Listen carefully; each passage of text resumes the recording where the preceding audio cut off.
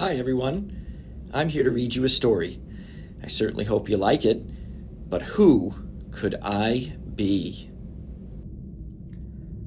I'm going to read you Peggy, the Always Sorry Pigeon.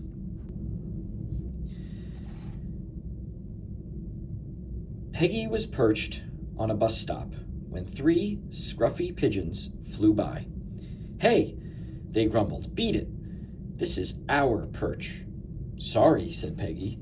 "I didn't know this was yours."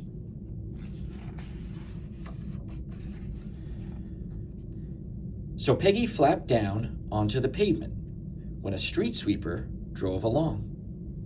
"Shoo!" the driver shouted. "I can't stand pesky pigeons." "Sorry," spluttered Peggy.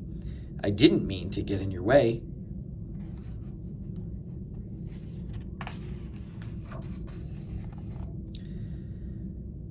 Peggy flew off to the park. "Oi, Pigeon Toes," barked a dog, shaking water out of his coat. "This is my bench." "Oh dear," sobbed Peggy. "I'm so sorry." Peggy started pecking at a chip when, "Hey," called a voice. "I've been watching you." It was a great big seagull. "Sorry," Peggy gulped. "I didn't see you." "The name's Joan, and stop saying sorry.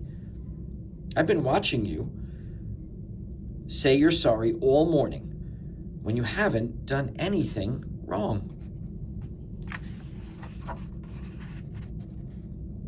"Yes, I have," sniffed Peggy.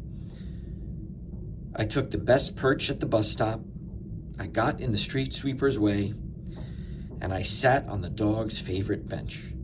"Nonsense," said Joan. "You got pushed off your perch, swept off your pavement, and shoved off that bench by a very rude dog." Peggy blinked. "Did I?" "Yes, you need to stand up for yourself."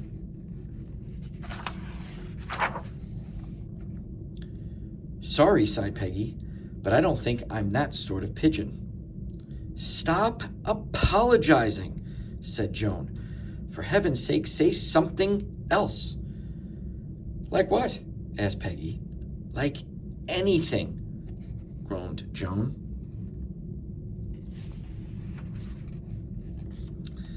The next day, Peggy was again perched on the bus stop when the three scruffy pigeons flew by. "Hey," they grumbled. "Didn't we tell you this is our perch?" "Oh, yes, well, pickled onions," mumbled Peggy. "Again, but louder," whispered Joan.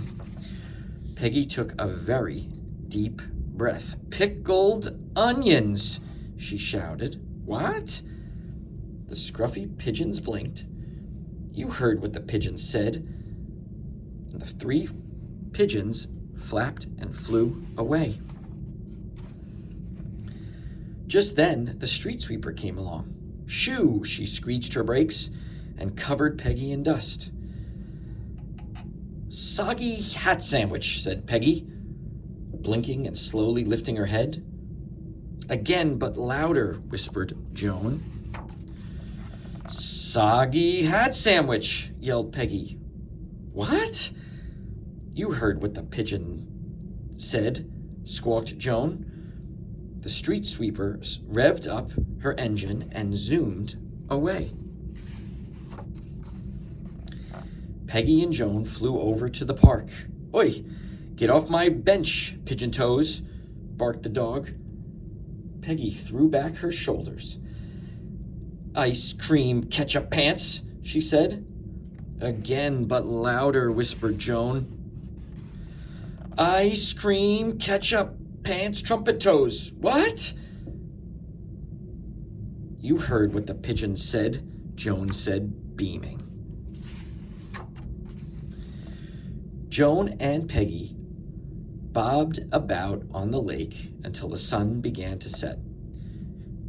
"Thanks for helping me stand up for myself," said Peggy.